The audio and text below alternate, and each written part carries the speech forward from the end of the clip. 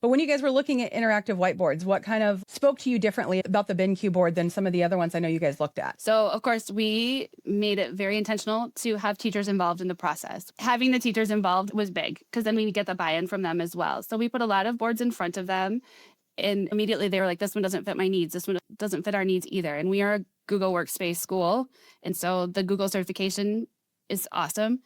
Teachers are very comfortable just swiping their card and having all their Google things right there. And so that comfortability is really helpful in our decision making too. And they were like, the security of this board is great. Having my card, I can go anywhere in the district.